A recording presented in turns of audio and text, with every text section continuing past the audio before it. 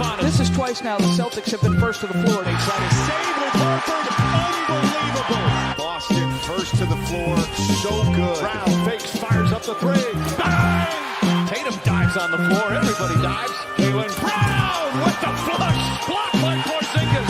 He's doing it all. Tatum spinning, driving, layup. Got it. Washington drives. Blocked by White.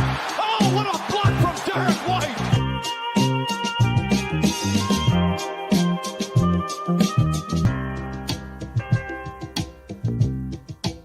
All right, welcome in. First to the floor, Ben Vallis here, along with Wayne Spooney and Jake Eisenberg. Thank you for joining us. Hope you're doing well. We've got a guest tonight. We've got the voice of Ryan Bernardoni, a.k.a. Dangercart. Ryan, thanks for joining us, man. How's it going?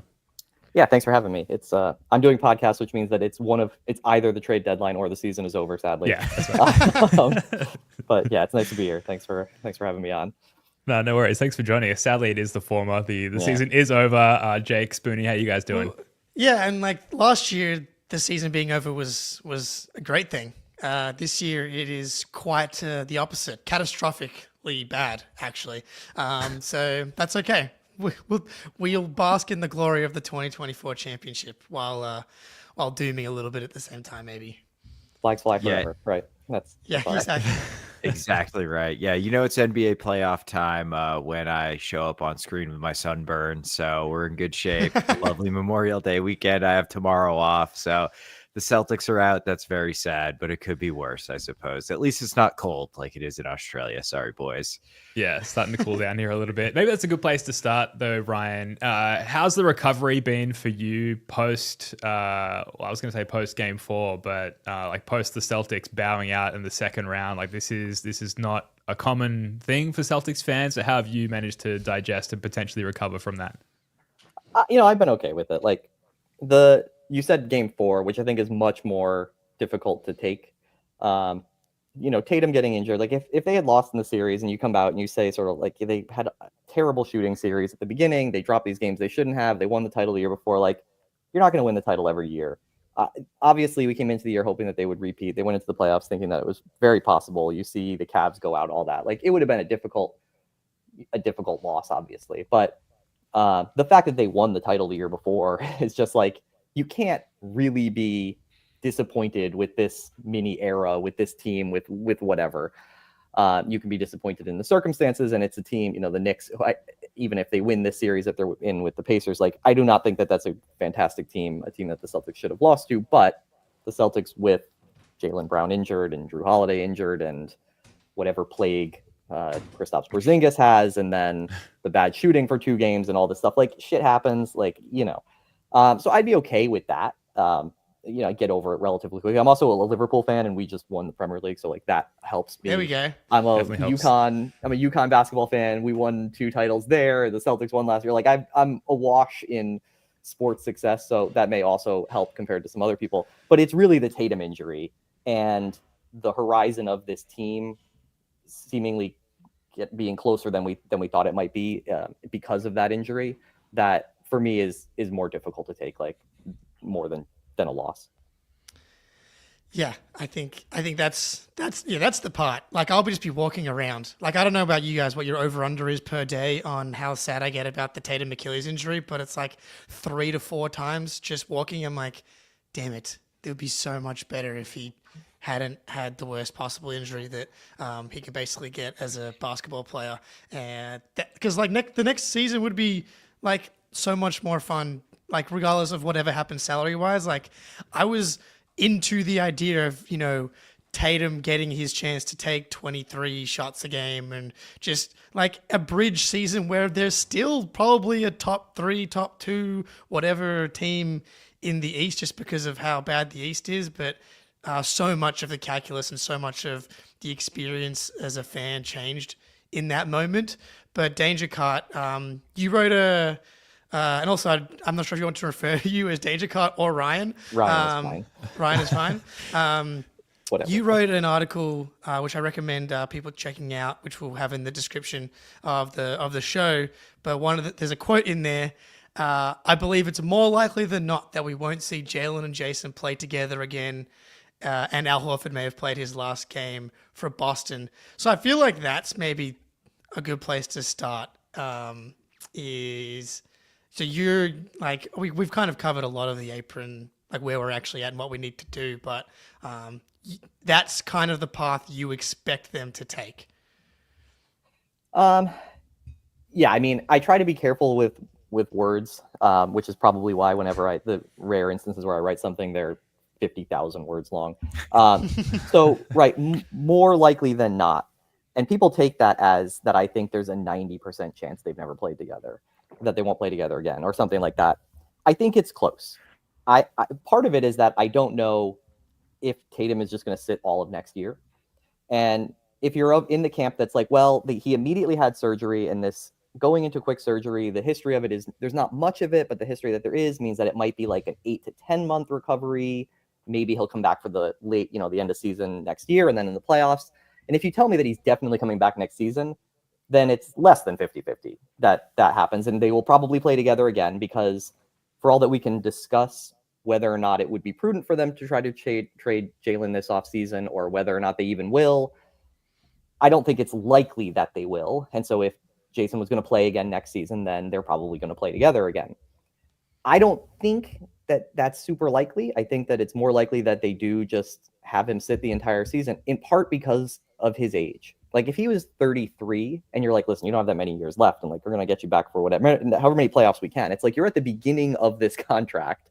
We cannot screw this up. Like we cannot have you have a long second injury recovery after that. Yes, it's going to be terrible to lose this like dead in the middle of your prime year, but like we need to make sure that the last 4 years of this contract are still with Jason Tatum as the level of player he is. So I don't think he's going to play next year.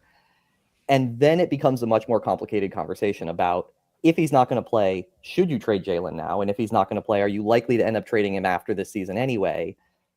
And I think that it's a 51-49, like a more likely than not sort of scenario of like, man, we may really have never get to see them play again together. Just because it is so unbelievably onerous to try to build a team under any kind of reasonable budget with 35% max players.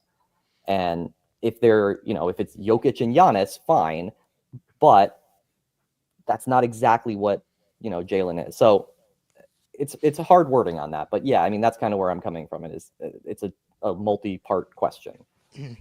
Yeah, and so to kind of table set a little bit, I mean, we've talked about the second apron quite a bit on this show. We've said apron more than a cook in the last year or two.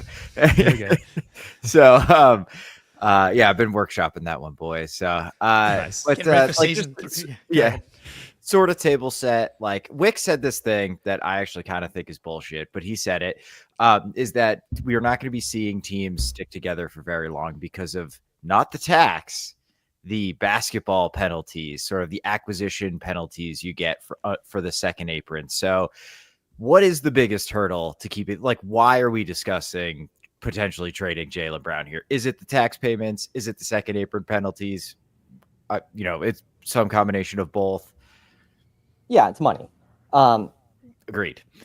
So my opinion is that the larger picture of this collective bargaining agreement is about a future hard cap, and that the penalties that they put in place are primarily financial, but that they have also put in place very significant team building penalties functionally to give ownership cover, where every time they look out and say that they want to cut money to save money, they don't have to say we're doing this to save money. They can do it to say, hey, we can't have our draft pick frozen 7 years down the line. But a team that's contending might trade that pick to stay in contention, right? You may trade that pick, not even for like a superstar player. We've seen teams plenty of times trade these picks for like one pick, okay, but it's 7 years out in the future. It's this way distant pick, and we're going to trade it so we can put something in place for this team that we think can contend right now. And that pick is then just gone. But that's worse for a franchise than having their pick frozen and dropped. And teams do that. So the idea that this frozen dropped pick is this death knell that no one would ever consider doing is in some amount, I believe, cover. Now, cover for one owner is not cover for all owners. Some teams and some owners just have more money and don't have to worry about these things in the same way. So it may not be the Celtics' primary concern, like legitimately. They may be honest when they're saying that. And then you have this other thing that's going on, which we have no idea what the appetite for spending is for the Celtics' new owner. because he's a new owner, right? Like we just don't know anything about him. And they can say they're going to spend some, however much money, but like ultimately the repeater tax is really what we're talking about. You can be $10 million into the regular non-repeater luxury tax, and the penalties are not that big. They're actually less than they used to be. It's the repeater. And so it's a question of, is ownership at some point going to make you get out of the repeater tax so that you aren't immediately looking at 3 times tax rates, even for just being a little bit over, and very quickly getting up to 5, 6, 7 times. Now, this year they would project it with no changes being over an 8x tax repeater. Like it's the repeater tax that in the repeater, like I have a whole problem about this CBA, about the structure of it, about the levels they set things at, and that the repeater shouldn't even exist anymore with the other things that they have in place, but it does. And to me, it's all about forcing everybody into compliance so that in the next CBA, they can say, hey, look, we should just go to a hard cap. This is too complicated. You're all in this narrow band of salaries anyway. But right now, for today, it's a question of money. And if ownership comes in and says, hey, we'll pay the repeater tax, $20 million into the tax every year going forward, we don't ever need to get out of the repeater, then you don't have to even consider trading Jalen. Unless you think there's other reasons to trade him, right? Like for a financial reason.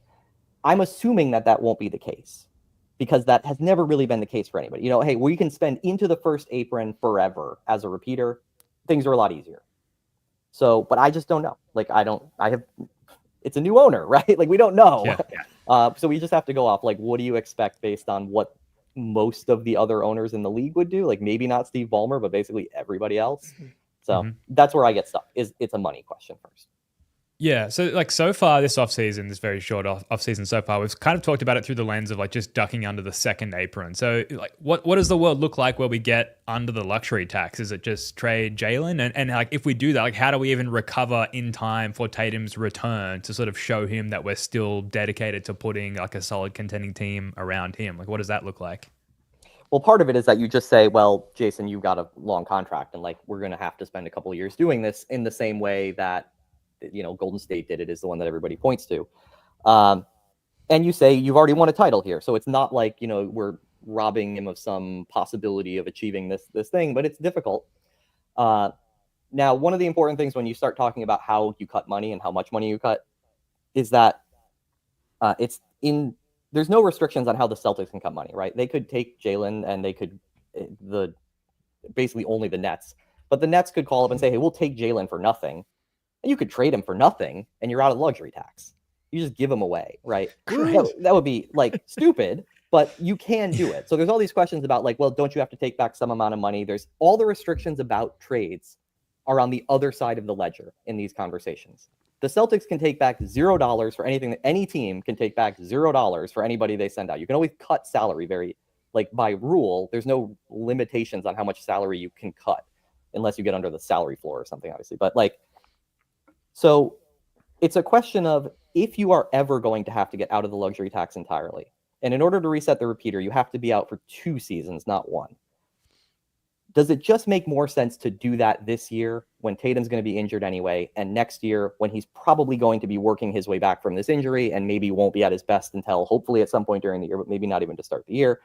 Or do you take less pain this year, then get under the luxury tax the following year, basically by just having Kristaps Porzingis' contract expire or trading for expiring contracts or whatever it may be? But then you have to take the first 2 years of Tatum being back under the luxury tax. And it's like impossible with Jalen and Jason to stay under the luxury tax for 2 years and put a competitive team. The numbers just do not work very well. Those 2 contracts make up almost 60% of the luxury tax, and they're 2 players. Like the numbers just really break down quickly for that. And so that's where you get into the question of like, when do you want to take the pain? Unless ownership is like, you never have to get below the luxury tax. And they can say that in a press conference. It's meaningless what they say in a press conference. The only thing that matters is what Bill Chisholm says to Brad Stevens. And we are not party to that. So that's hard. Yeah. Well, we just got a fresh Billy from Aditya Mittal. Hopefully I'm remembering that name correctly. But yes, like looking at 26-27, for example, right? Like if they have Jalen, Jason, like you look at on Spock Track right now, if they don't change anything, who's on the roster. Drew Holiday still on the roster. They have $430,000. Like they're over the tax still. So is there not a world where you go Jalen, Jason, Derek, and then you've shed KP, you've traded Drew for whoever, and then the person you trade him for, whether it's DeRozan, whoever, that person expires or that person's contract. Okay, well, we've got King's reports out there, and as just an example. Is anybody familiar with Joe Mazzulla's philosophy on how to play offense? But does anybody consider no this? threes? I know there's a lot of people who are in Sacramento who are like, well, the Celtics might want DeMar DeRozan. It's like, I mean, listen, I don't know everything. Maybe I'm wrong, but like that's a fucking horrible fit. Like I don't understand. I agree that the fit could not be good, but for next season specifically, they will hopefully they need to almost find someone else to like handle the ball. No, they do not. They do not need to do that. What they need to do next year is take a shit ton of threes and hope they go in. Well, that's what they do every year. Yeah, but in the past they did it. Like this year, I think it was actually a bad strategy. That is what Joe Mazzulla is going to do. Like the idea that they're going to trade for a 6'4" power forward who doesn't shoot threes, it's such a non-Brad Stevens and non-Joe Mazzulla player. I don't understand. I know the rumors out there. I just don't get. Anyway, sorry, I don't mean to. No, it's fine. No, and honestly, it's less about DeRozan and more about the salary stuff. And I wonder if Brad Stevens and Mazzulla will be forced to make a move like that, even if it's not DeRozan, someone that fits better, for example, but someone that you take back less money and then they expire as well, right? So you basically have Jalen, Jason, and Derek for 26, 27. Luke Cornett does you a favor and he's on a 3 for $15 million. And you've got Peyton Pritchard, and maybe you've also sent out Sam Hauser, but like it's Jalen, Jason, Derek, Luke Cornett, Pritchard, and then Cater and minimum guys. I think that puts you under the tax, and then you can kind of go from there with your 32nd overall pick and your 28th overall pick and whoever you draft next season in a stealth tank year that I'm hopefully rooting for next season. Is that not possible? Yeah, I mean, I think that's a really good 4 seed. Like, I don't think that's the team that they want. And I don't know if they can make the team that they want in the future. And maybe because of the nature of the CBA, the rest of the league is not as top heavy as it has been in the past. And you don't need to make the team that they want. But that is a team that doesn't have Al Horford, Kristaps Porzingis, or Drew Holiday. And is that team good enough to get where they want to go anyway? Particularly under the circumstances that you have Jason Tatum coming off a torn Achilles, and you have Jaylen Brown with now meniscus questions, and like meniscuses don't get better. They stabilize, but a meniscus injury leads to future meniscus injuries. And do you want to have 70% of your salary cap and 60% of the luxury tax tied up in 2 all-NBA wings? Absolutely. Do you want it when you have those questions about health and you really can't add to the rest of your roster, and you kind of know that that's not actually a title team in the context of the history of the NBA? Now, again, maybe you look out and you say that the NBA is changing in a way that this could be a title team, but that's a real question. And so when Brad Stevens is out in his press conference talking about we need to position ourselves as best we can for the future and trying to get back to a title when we can strike to be a title team, you have to believe that those 3, and the answer to that team becoming a title team is that one of those low picks doesn't become Sam Hauser again. It becomes Chris Middleton. It becomes Kyle Lowry, right? It becomes a much higher level player than what you're expecting to get out of that pick, which is kind of like that's the path for a lot of teams to become title contenders, right? If you get one of these players who's making not as much money and who the timing of their career leads out in a certain way where they don't get paid a ton of money, and you got them for a very low asset investment to begin with, and suddenly you have Nikola Jokic, right? Like, great. That's a good plan. Get but Jokic. Yeah, no, absolutely. Get Jokic, get Steph Curry, and have him get injured so he's making 25%. Have Shai Gilgeous-Alexander making 25% of the salary cap instead of 35% because he was injured and he was a late draft pick and got traded. Get Draymond Green, yeah, like you said. Get Giannis, who's his first contract he's making 24% or 22% or whatever the hell it was of the salary cap. Like, great if you can do that. But do you really like honestly believe that Tatum, Brown, and White, without the other surrounding players that they've had recently, and without like an obvious way to replace them, is a title team that you can build from a position with very little flexibility in what else you're doing? And like, I don't think that they will think that. So then I just want to, we've kind of touched on various elements of this from different angles already, but I'm just curious to hear, Ryan, like say Mike Zarin calls you up. I'm sorry, Brad Stevens has had a midlife crisis. He's on sabbatical. We need you, Ryan. We need a replacement GM, like stat. And you go in there and you start to understand some of the parameters that you're working with. What for you is the ultimate direction if you were at the helm to sort of, navigate this team towards this offseason? Right. So my first question is sort of what I brought up before, which is, what is ownership telling us is our budget, right? If I don't ever have to get under the luxury tax, and I just have to be under the first apron, and we'll pay these difficult repeater penalties, but we're talking, okay, we're 20 million in, we're paying 5 times that, we're paying $100 million in luxury tax. That's a lot, but it's not 220 million, right? Like if we can hang there, then I'm going to try to trade Drew if I can. If I can't, then it's probably Porzingis. I don't want to trade Porzingis this year because he's expiring, and that gives me more flexibility a year out. If I can't clear enough money in a Drew trade, then I'm basically going to give away Sam Hauser. If I have to get under the luxury tax, either this year or next year, I probably try. I seriously look at trading Jalen and seeing how much money I can actually cut in that trade.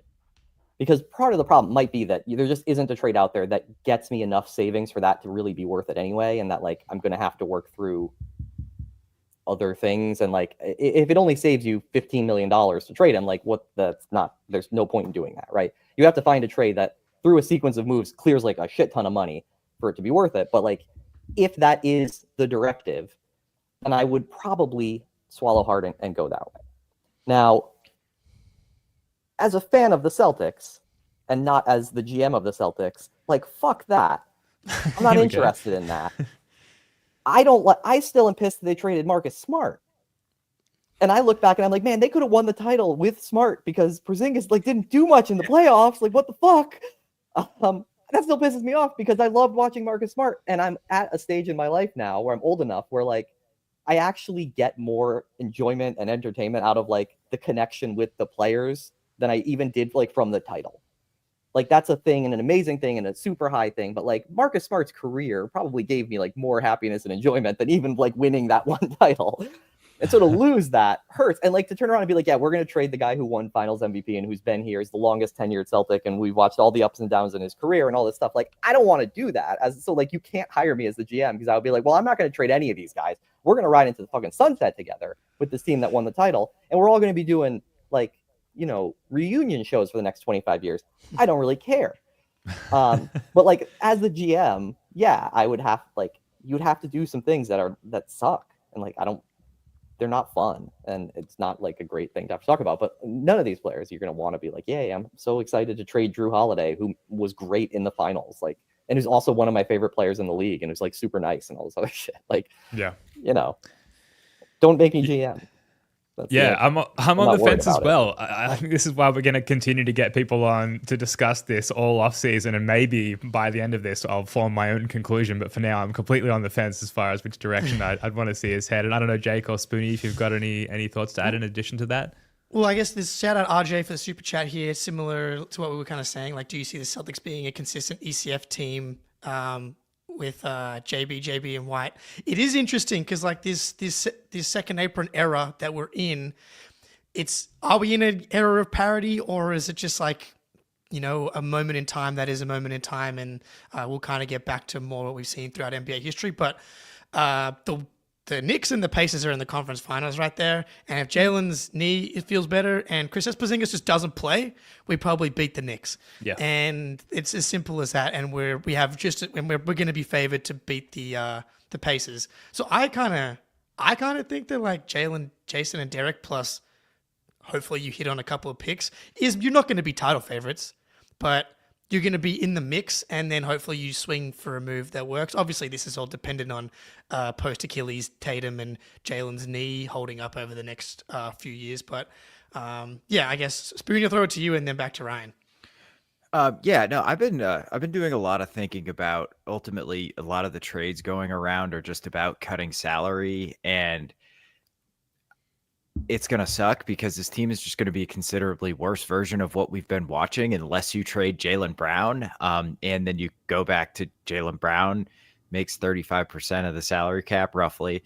And I kind of keep coming back to the conclusion that maybe it does just make sense to bite the bullet and trade Jaylen, because there's a lot of ways you can cut a pretty significant amount of salary, get sort of like a worse version of him, and get future assets or draft picks or high value young guys. So I don't want to do that. It would really, really suck to have to do that. But I think Jaylen would have legitimate trade value around the league. And like, it almost feels like KP, like just letting him walk, or like moving Drew for, like a guy who's your 10th man and some salary savings. You probably have to do that. And I don't know, I'm kind of talking myself into circles here because I don't really know. Like, there is no easy, good answer to cut like $40 million in salary. And I keep going back to like, I don't know what, like, if it's, I don't know what we have to do. Is like going below the repeater, the move kind of seems like it is long term, but also like we're just going to suck for the next 2 years essentially. Like, so I think I would probably seriously shop Jaylen is where I'm coming at. Not necessarily trade him, but I think you absolutely just have to see what's out there for him this offseason. And then you will really suck next year and get a good draft pick. Yeah. So because I can't answer anything short, is it okay if I give 3 different answers in this answer that I'm about to yeah, give? that's why you're here. Go along. Yeah, go on. on. Yeah. So I'll get to the super chat because I know because you got to answer all those, right? First, there's somebody in the chat who said, like, you can't be serious. You can't say that Smart gave you more pleasure than you don't get to tell me how to be a fan. You can be a fan however you want. I'm in my mid 40s. I got to watch Marcus Smart for a decade. He was my favorite player. I can do whatever I want. I'm telling you that's the truth. It might surprise you. Does it give me as much pleasure as the 2004 Red Sox winning the World Series? No, probably not, because I was, 23 years old and it was this amazing thing. Marcus Smart's career was a very important thing to me as a fan, and everybody gets to be a fan of their own type. The second part, Spoonie, I'm going to talk about what you said with Porzingis. The reason I think that the Tatum injury is such a critical thing that shapes a lot of these questions is that it's so if he doesn't get injured, then next year you say, okay, we're going to trade probably Drew. We're going to take back some amount of salary. We'll get back a helpful player of some kind, and we'll reroute the rest of the players into other places. We believe that Al Horford will not retire and will play at least one more year. Maybe we have to give Hauser away, but Shireman looks interesting. He was probably drafted specifically to be the Sam Hauser replacement. And we can still be a really good team next year. And then we're just going to let Porzingis' contract expire. And that will get us under the luxury tax entirely. And that will be the reset. So we're going to have like a last ride with this core minus probably Drew. And then we'll have to reset after that. And then we'll have the team that you were talking about basically with Jalen, Jason, and Derek. And we'll be under the luxury tax and we'll do this cycle. But we'll sort of squeeze another year out of this. The fact that he got injured means that you do have to consider what seasons you want to sort of punt on, right? Like, just the fact that you might be able to punt on next season instead. Now, you might be able to punt on next season by trading Drew and Porzingis and just finding teams that are more willing to take on salary than I expect there to be. But I don't know. I'm not talking to the other 29 teams in the league. Like, if you can find an appetite for a lot of salary shedding via MLEs and trade exceptions and the bit of salary cap space that's out there, and that these players are viewed more highly in, it only takes one, right, in some of these trades, then that's fine. You can just do that now by moving the players that you would prefer to move and then kind of find a way to get through, and then whatever, you reset and you don't end up punting the years that you want to be getting better in again. Because of the Tatum injury, like, that's the question. If you can punt next year instead of having to punt 3 years down the line so that you fully reset the repeater, or again, if ownership just says you never have to set the repeater, it's a totally different question. So that's where the Porzingis part comes in. And the last part on the third question on the original super chat question, the most important letter in ECF is E. Can the team be an Eastern Conference finalist with those three? Yes, because it's the East. But Brad Stevens doesn't go up there and say, we want to be Eastern Conference finalists. We don't hang Eastern Conference finalist banners, all of that stuff. Can it be a title team? And I don't really think it could be, even though I would love to believe it could be. If you told me that Jason and Jalen have perfect health, like that Jason was going to continue to be the absolute Iron Man that he had been to the point of his career up until 3 minutes left in game 4, then maybe I could convince myself of that. I just don't think I can convince myself of that. And I don't think that Brad Stevens will think that, or that the people who he has surrounding him will ultimately think that either. And so I don't think that question is ultimately what they're trying to answer. Although I do think, yeah, those three could make a lot of Eastern Conference finals, but not Western Conference finals, and not finals, and not titles. I understand the financial benefits of getting away from JB. I do struggle with the idea that even after that fact, if you did everything right, that 5 years down the track, you'd still be so lucky to have gotten back through making all the right moves a player as talented as Jaylen Brown, which obviously doesn't solve the financial issues of it at all, but I think it's a tick in the column of like, let's just write it out with JB, because it's almost impossible to get that level of talent back again. Yeah, man. But I'm not paying the bill, so whatever. Yeah. Speaking of paying the bills, we do have to do an ad read here. So let's get to this Prize Picks read. And when we come back, we'll talk about some potential trades, Jake. That's right. Prize Picks time, baby. Conference finals are here. We got 2 electric game 4s. Favorite part of every series when it is 2-1. Series on the line. Chance to go to the finals. Sadly, no Boston Celtics. Personally, I'm just going with more on Shea and Ant points. When they hit, great. When they don't hit, I can get my Tatum is better propaganda off. So it's a win-win for me. Also, Cat Brunson more on points has been working as well because the Pacers don't load up defensively and they kind of been letting those guys cook. But download the app today and use code CLNS to get $50 instantly after you play your first $5 lineup. Download the app today and use code CLNS to get $50 instantly after you play your first $5 lineup. Prize Picks, run your game. Shout out Prize Picks. Shout out the CLNS Media Network for presenting the First to the Floor YouTube show and audio podcast. You can use that code CLNS, get yourself a good deal, supplement your hoop viewing experience. Ryan, trade partners, I think is maybe the next logical place to take this conversation. And Jake, I don't know if you want to run us through this, but it seems like the Nets are probably standing out as the most obvious person to do the trade tango with. So, like, up until last night, right, it's like, okay, Nets have the cap space, but everyone knows that, right? So, but I went through every team, looked at like where their aprons are and who they'd be looking to dump potentially. And I do think that the Nets could just solve so many problems immediately. Like, firstly, we got to get in the minds of the Nets. And there's Will Nets on Twitter. First, he's a ball staple. This is the type of trade that Nets fans are kind of talking about at the moment. Bear with me here. Nets receive Jared Vanderbilt, Vincent, Maxi Kleber, Jock Landale, Nate Williams, and 3 first-round picks. Important to note, Jared Vanderbilt, just like youngish, cheap contract, expiring in Vincent, expiring in Kleber, interesting rotation big, and a young guy in Nate Williams. Rockets get Austin Reeves in a pick, and Claxton and Cam Johnson go to the Lakers.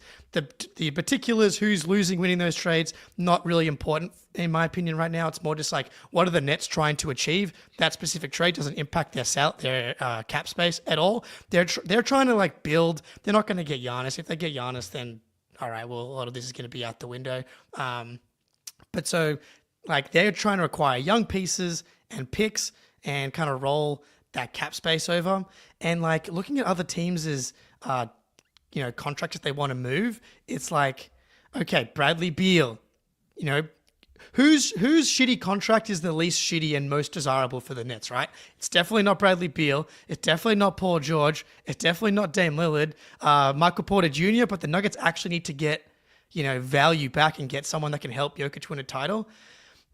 I'm starting to talk myself into the concept that the Nets can just take Kristaps Porzingis for, I've got one here for you, The Nets get Kristaps, Hachimura, and Kleber. Nick Claxton goes to the Lakers. The Celtics apparently get a second-round pick, according to Archangel in the Discord. You have to. And then we touching rules. yeah, so you gotta yeah. decide. Yeah, and then we trade Sam Hauser into a TP, and all of a sudden, we've saved $40 million, and we get Daniel Gafford back in a Drew Holiday trade. That Mark Stein reported today that the Mavericks are interested in Drew Holiday. If those three things all happen, I was going through it. Sure it's not 100% guaranteed that the Nets take Kristaps, but you send them your 2027 first round pick or whatever.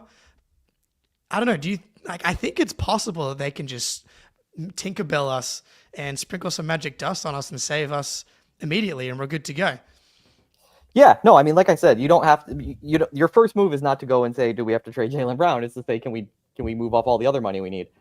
I don't know why the Nets really do that. I don't know. They own their pick for 2026, so they would be stuck other tanking. ways. Yeah. Maybe if they do, great. The first call for every team that wants to move money is to call the Nets and say hey, what do you actually need to take this? And they're going to do some amount of, I assume they're going to do some amount of an auction of that space. Maybe they may not. They may actually have some better use for it and try to get better in some manner. You never know. The problem with a lot of these things is you're talking about one person's opinion or two, an owner and a GM's opinion from one specific team, and why did it only took one person to trade Luka Doncic, right? You don't know what's going to happen. You call them, obviously. If you can pull that, if you can move Porzingis a year ahead, take back nothing, trade Drew, get back a center in Gafford, move, Martin into somebody else's exception, take back no money there. I think at that point you probably don't even have to move Sam Hauser, to get all the way under the luxury tax. Yeah, you should do that. And then, like I said, you have reset in the way that aligns with the year where Tatum's going to be out anyway. And so I'm not saying that that's impossible. And you can look at these trades and be yeah, that's viable. The question is, what else is out there across the entire league? Because there's only one team that can do that this year. The Nets are the only team that has that amount of space. There's a couple other teams that can make some amount of space, but not enough space to be more than what you can get in other ways. But yeah, you should make the phone call, right?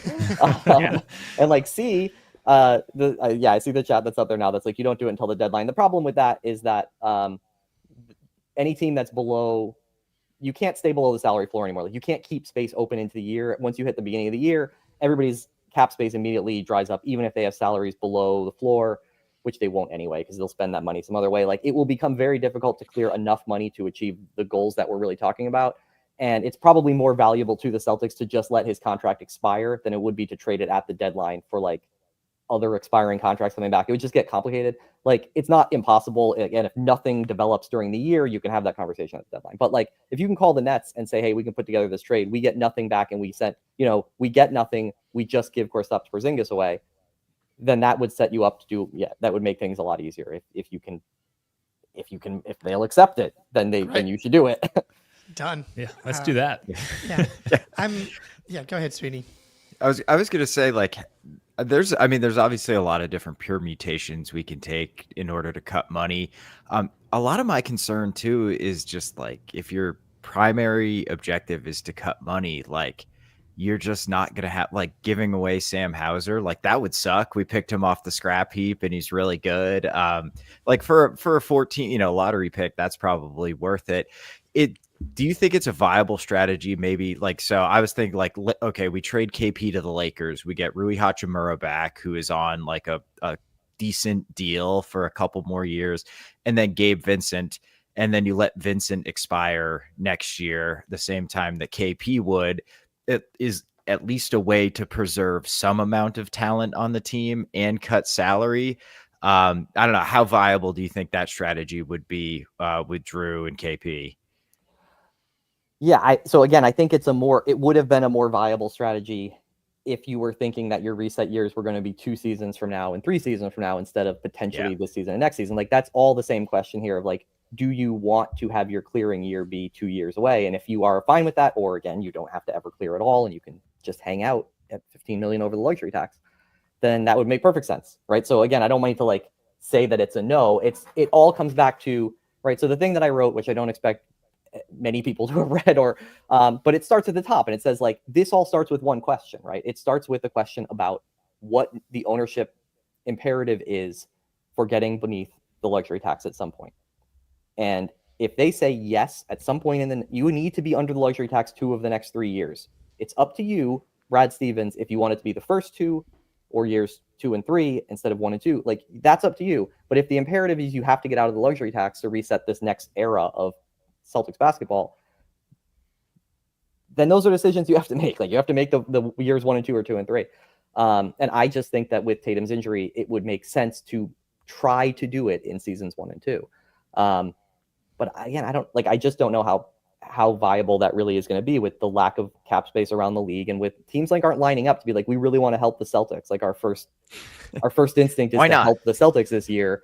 It's to help themselves, right? And like we are not the only team. We may be trying to cut more money than anybody else if they are trying to get out of the luxury tax, but we are not the only team trying to cut money.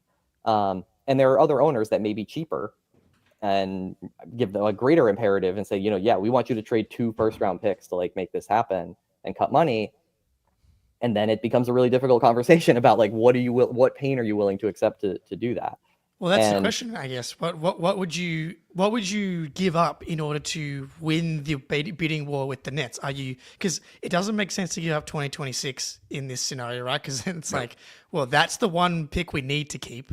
But are you willing to give up 28 this year and the 2027 first round pick to like just solve all these problems in one go? Well, you can say it doesn't make any sense to give up the 2026 pick, but if they come back and say, we want the 2026 pick, and your ownership has said you need to get out of the luxury tax, and we are not going to take anything else, like that's the price of doing business here. Can you top 1 protect it? Can you top 2 protect it? Can you do anything with it?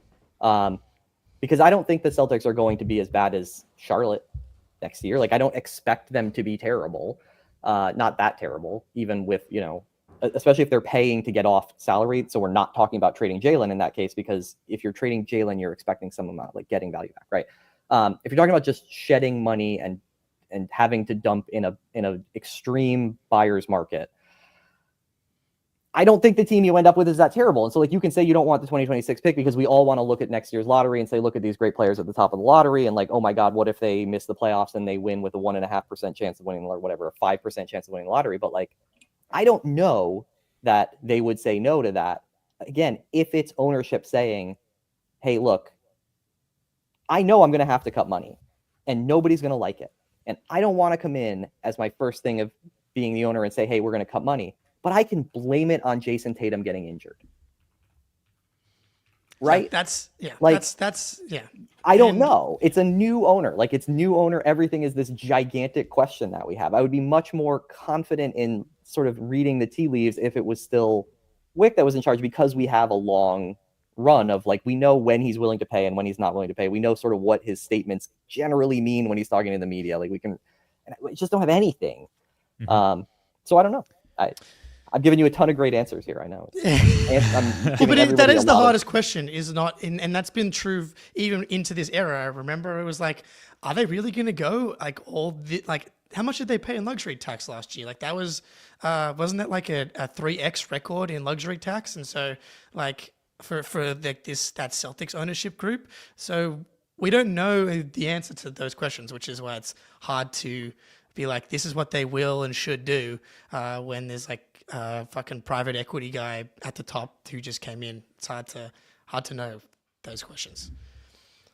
We've talked liberally about trading like 3 of our top 7 players. Ryan, is there anyone that you consider untouchable, like in either of these scenarios? Like, for example, there's been some scuttlebutt, not reporting, but talk online of potential Derek White trades. Like, how do you view that? Or do you consider him completely untouchable? I mean, listen, nobody's untouchable. I would trade him for Cooper Flagg, but like, right? I think that a lot of teams are probably, when they talk to reporters, are going, yeah, I've heard Derek White's name, right? Like, it's a very easy name to throw out there and be like, I'm a smart person who would like to trade for Derek White. And like, good fucking luck, Sure. And as somebody who thought that the original Derek White trade, that the Celtics had made a mistake in giving up too much of a tail risk in a pick swap, like amazing turnaround. at some, and do I think he's going to play the next 10 years with the Celtics? At some point, he will retire, hopefully as a Celtic. But like, I think a lot of teams would like to trade for Derek White. So could you trade him? Sure. Is there a team that's willing to give up enough? I doubt it. I think that his sort of mix of value of stylistic fit with the way the Celtics want to play, of the contract that he's currently under, of his history with the team, means that he would be the least likely one to trade. The only untouchable is you would absolutely, under no circumstances, trade Jason Tatum right now, unless you're talking about getting Jokic back or something like that, because his value is obviously so low right now that it would make no sense to trade him. Other than that, you listen on everybody. If they trade Derek White, they better be getting like a pretty fucking good package back. Yeah. Mm-hmm. I thought you were going to say Peyton Pritchard is the one untouchable for a second there. I was like, Peyton Pritchard's hard to trade right now because of how I little get he it. makes in the out years, right? Like, it's hard to if you have all of these salary questions, like moving Pritchard is like, boy, we kind of need that dude. Like, we need a couple guys who don't make a ton of money Same with who can Hauser. play. Yeah, I mean, That would the suck. thing with Hauser is like his money is so specific in terms of like moving one other guy, and Hauser gets you to a certain level. Like, I think that's the talk about more. And then the other thing of being like, it does feel like they drafted his replacement last year. And what does that mean? And I also Baylor think that wishes, I think he's good. Like, from what I've seen, like, I think that he's a different player than Hauser. Like, he's very much not the same player as Sam Hauser. But like, and then you just get this other thing of like, I think that Hauser has actual trade value, even in what would functionally be a salary dump. Like, I don't know who said before, like, could you get the 14th pick? I don't think you get the 14th pick for him. But I think like you could get an asset back in a trade that brings back little or no salary, which you might not be able to say in other circumstances. And if you already have a guy who you think might be his replacement, like it's at least a conversation that I'm sure they'll have. Well, we're going to wrap up with some general cap questions. I know everyone has, an infinite amount of questions about the CBA and how to navigate it this upcoming off season and beyond. But first, here's a quick word from our friends over at Game Time. There's nothing better than playoff basketball. I have been to one playoff game in my life. It was 2022, Game 3 of the NBA Finals. I went with an Australian man I met on the internet, and it was legitimately one of the best days of my life. And you know how I got in the door? Game Time. It was super easy to get tickets. I just hopped on the app, searched for the game, and you're shown all the available tickets and all the best deals right on your phone. Their curated deals make it even easier to find the best seats, the best prices, and last-minute deals on tickets right up to the start of the event and even an hour after it starts. But maybe my favorite feature is the seat view. It'll show you exactly what it looks like from any seat before you buy. So take the guesswork out of buying tickets with Game Time. Download the Game Time app, create an account, and use code CLNS for $20 off your first purchase. Terms apply. Again, create an account and redeem code CLNS for $20 off. Download Game Time today. What time is it? Game Time. Impressive live ad reads, gentlemen. Well done. All right, first cap-related question, Ryan. It's on the DPE, the disabled player exception. Does that money count on top of the current salary situation, or does it sort of replace a $14 million portion of JT's salary? Or like, how is that calculated, and does it accrue additional penalties if we take on that $14 million DPE? Oh yeah, it's on top. Like, obviously, if you take the DPE and you don't fill it with a player, then it's a cap hold, so you're above you're above the salary cap, but we're a million miles above the salary cap anyway. Like, none of the questions about cap holds and all that stuff have any relevance right now. If you acquire a player with it, then yeah, that's not 14 million off of Tatum in luxury tax and everything else. It's just another 14 million on top. Like, they're not going to spend that money. Yeah. It's not much of an exception then, is it? Yeah, what the fuck? It's an exception to like the the salary MLE. cap. It is an exception to the salary cap. It is not an Okay. exception to the luxury tax or the aprons. It's not an exception to my pain. Sorry, Jake. Yeah, no. I was like, what is the point of this if it doesn't help us at all with the luxury tax or salary cap? Because it's just going to cost us more. A quick way, RJ, again, coming in. Appreciate you doubling the investment here from RJ. Trading away cherished players for room on the balance sheet never works with putting fannies in seats. How much does the Celtics suffer on fan revenues if they go tax slashing crazy? I don't know how much the Celtics always sell out. Yeah, they won't. It doesn't really matter, I don't think. They'll sell out. So what will happen is that, okay, first of all, the TV deals are now locked in, right? So like the big TV deals, all that stuff, you can put all that stuff aside. The Celtics will sell out the season no matter what. Where you'll see it is that secondary market prices will come down. So if you want to go to a game and you want to buy tickets on the day of, like it'll be cheaper than it would be if they were competing for the title. But in terms of like the actual Celtics revenues, also playoff revenues have actually historically been a pretty big thing for the Celtics, where like particularly under Wick, where they were running a sustainable model. And again, we don't know what the model will be going forward. They basically took all of their playoff revenues every year and just plowed it right back into the team. It's part of why they were able to accelerate their luxury tax spending after winning, with winning the title and everything, was because they made a ton of money in the playoffs.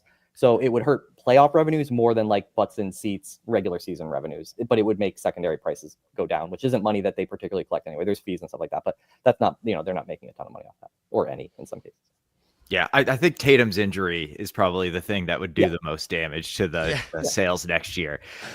Okay, so we are currently in a gray area of my cap knowledge, and that is the league year has not ended yet. And I know that we traded Horford from OKC sort of in this range, time range.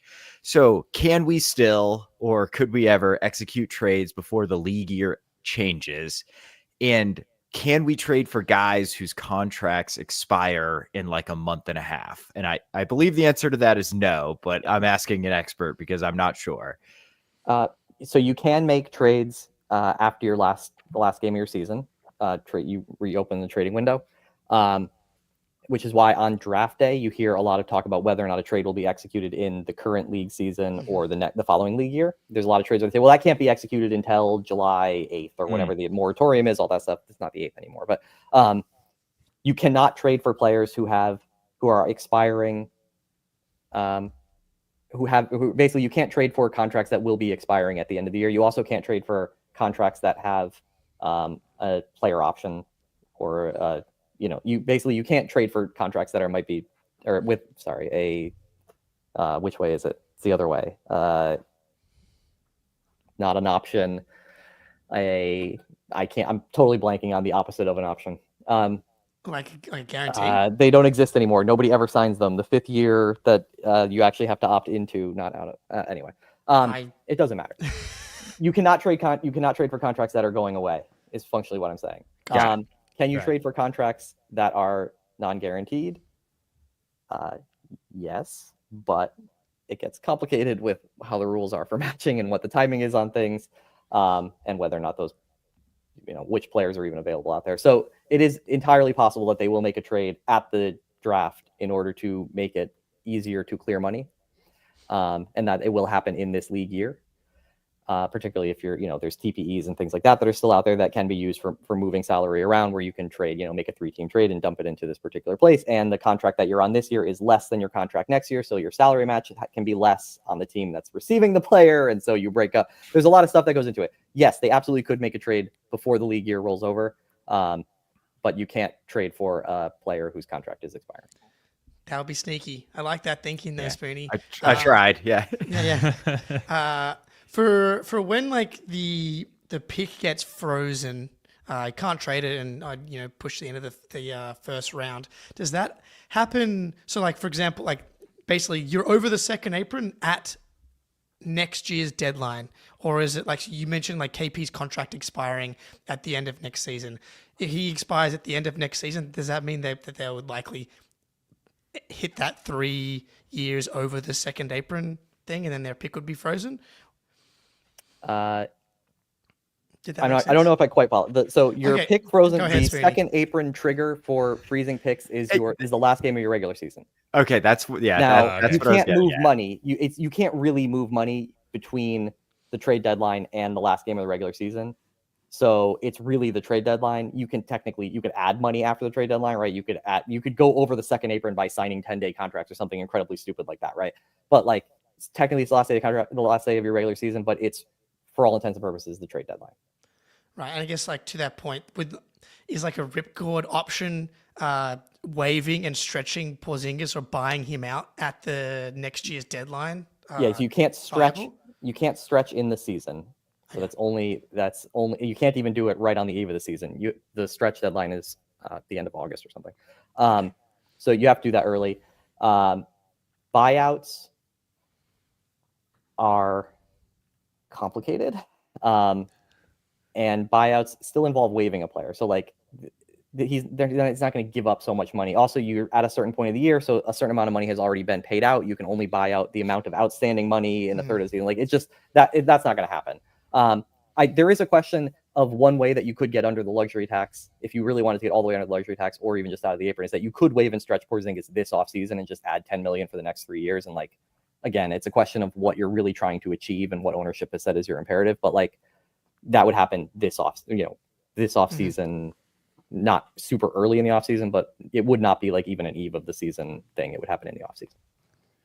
It happens right after he gets pulled from the first quarter of Latvia versus Romania, and he can't run up and down the court again. It's like, all right, and that's a wave and stretch. Thank you for the update, so it's long. Like, he didn't have COVID, right? Like, Brad very much alluded to it being long COVID when he said, like, this is a thing that we've heard a lot about in the last 5 years.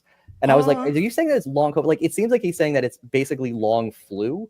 Like, or post-viral syndrome. Yeah, post-viral syndrome is long COVID, right? Like, that's what that means. It's post-viral. Like, but he didn't. I don't know. He was a non-COVID illness thing, but he very much made it sound like the problem is that he has long COVID. I'm like, does he have?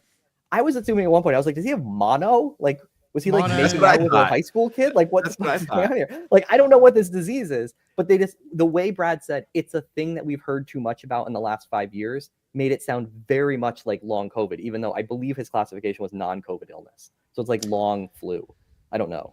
Yeah, there's also weird stuff where like he may have like, I don't know, I'm not going to go into this, but I don't know, you can end up getting with long COVID, but you never like tested officially positive or whatever. And that's you what I can mean. still, so whatever it is, I mean, hopefully he comes out and plays well at Eurobasket. That would make Brad Stevens' job a lot easier. And his trade value obviously it's purely the expiring contract really right now, which has value.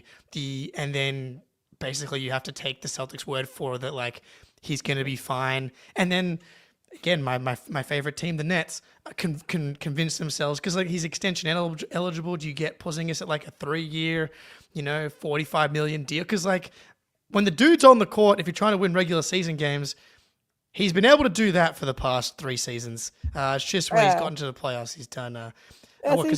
42 this year, 57 the year before, and 65. Yeah, but he was a wizard. Like, the Nets are the Wizards. That's what I'm saying. But they're already that, right? I mean, so the other thing, just quick, is you said that his value is as an expiring contract. The problem is his value as an expiring contract is to the Celtics, right? Like, to be valuable as an expiring contract, it has to be a team that's trying to add long salary in exchange for short salary. And like the Celtics are not, we don't think, looking to add long salary. So like his value as an expiring contract is more to a team trying to shed than to add. So it's the wrong direction of value basically for the Celtics and what they're trying to achieve, or at least what we think they're trying to achieve. Yeah, I think that's an option. I hate using this example, but Patrick Williams comes to mind. And it's like, yeah, buddy. I know it's your guy, but it's like he makes $12 million less than KP, but it's like that's like a talent replacement, quote unquote, even though he's terrible at basketball. But he makes $12 million less. Plays. He does play. That's true. He would have been more helpful in the Knicks series than Porzingis. That's actually a good point, Spoony. Thank you. Yeah, KP, he just needs to dominate at FIBA, solve a lot of problems for Brad Stevens and us personally going forward. I have to go. I have a work meeting now, so I'm going to ask this question, let you guys finish the show, and I'm going to duck out. But Ryan, and because I have to leave, thank you so much for coming on. Are you a Pacers fan now, temporarily? Are you a Knicks fan, Wolves, Thunder? Like, where's your fandom gravitating towards, if anything, for the rest of this postseason? Wolves, and I don't care. I guess I'm a Pacers fan. Like, I know too many Knicks fans. I'm from Southern Connecticut. Like, I know a lot of Knicks fans, and I went to school with a lot of Knicks fans many years ago. And I have no animus towards the Knicks. Like, people try to make out the Knicks and the Celtics as a rivalry, but like, it has never been a rivalry. Like, this is not Yankees, Red Sox. Like, I do not care about the New York Knicks. I have friends who are New York Knicks fans. That's totally fine if they win. I don't know any Pacers fans. I like Halliburton. I would like for OKC to lose because why the hell not? It's more fun. But I don't really care. Yeah. I didn't have a problem with the Knicks until this series, and losing for some reason, I'm a very sore loser. So now I'm very angry at them and want to see them get crushed. For me, it's just the New York Boston thing, and like they can't win. They can't be successful. And I like the Indiana Boston crossover, Larry Bird, like the Aaron Neesmith, little, Celtics fans have kind of claimed Hell him yeah. a little bit. I'm just, Galaxy branding myself into being an Andrew Nemhard stan, really, at this point. So that's where my allegiances have been for the conference finals. I think maybe if the Timberwolves were to win, then I would not have wanted the Knicks to win. It's almost like if I thought the Eastern Conference team had any shot of winning the title, I guess I would then care more about the Pacers winning. But I'm like literally coming up with that right now. Maybe that's what I would think. Like, I don't really know. I think either team is getting smoked by OKC if they come through. Like, even though I have concerns about OKC getting having problems under the bright lights like the Celtics did in 2022, they're not going to be playing a team like the Warriors who are like battle tested. Like, I think that OKC will be totally fine and will end up winning the title this year because I don't see anybody who can really challenge them. And so because of that, I'm like, I don't really care who wins the Eastern Conference and then loses in 5 to the Thunder. Like, I don't know. Yeah, fair. It's petty.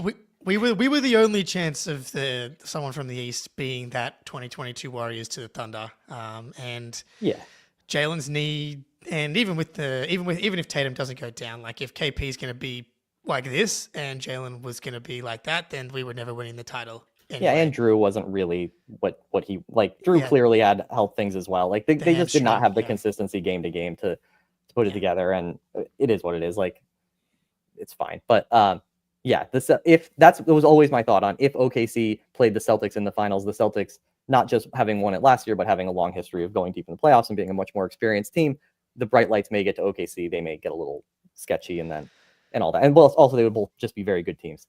It's really hard for me to see like the incredible experience in late playoff runs of Tyrese Halliburton or Jalen Brunson, scaring off the Thunder. I don't know. Yeah, it's hard to see. I would like to see the Pacers offense get a crack at the Thunder defense, but I think Thunder they will turn the ball over so many goddamn times. Yeah, everybody but Halliburton. I mean, Hallie can go on these runs where he never turns the ball over, but the rest of the team will turn the ball over so many. They were the third best team at turnovers in the regular season because of Halliburton. Yeah, totally. Yeah. But OKC is so good at hunting anybody who's like loose with the ball. I think they have too many guys who ultimately are, and that they would break them down pretty badly. Like, it's a similar thing to how I always thought about the Celtics with them, is that you can just devolve your team and just be like, okay, Tyrese Halliburton, you're going to play 46 minutes and handle the ball all the time and never just make sure you never turn this ball over. And then maybe that would be their best chance. But I suspect that if they played, that the OKC would find a way to target their other guys. And now with Nesmith maybe out, we don't know. Then it would really be death. So our King Nesmith. Yeah, I think Ryan he doesn't like the Celtics though, so it's funny. Like, I know. He holds it against us. It's all Bleacher Report's fault for posting that dumb fucking meme with the paperclip and the string. It's like a lot of Celtics fans still liked Nesmith despite him getting benched in that 21-22 season. But he sucked. He wasn't good. I mean, I'm happy that he's become really good, but the problem was that he wasn't playing well. Like, the team wanted him to do well. They put a lot into him. But I'm happy that he's doing well now. I think it was a chicken or an egg thing. Was he playing badly because he wasn't playing, or he needed those minutes so he could actually have the chance to play well. We'll never know. But Nesmith is it's a good problem to have because they made the finals that year. Ryan, we really appreciate you coming on and helping the layman's figure out this goddamn CBA that's going to ruin the Boston Celtics, which is frustrating, but it is what it is. Yeah, thanks for having me. And just, take solace in that it will ruin all of the NBA, not just the Celtics. That's right. This is going to screw over the entire league that we love. And anyway, thanks for having me on. And hopefully none of what I said comes to pass and they spend $1 trillion in the next couple of years and everything's cool. There we go. Love it. Yeah. Appreciate you, everybody in the chat. Thank you for stopping by. I hope we all feel a little smarter today. Spoonie, it's good to see you. Till next time. Go Celtics.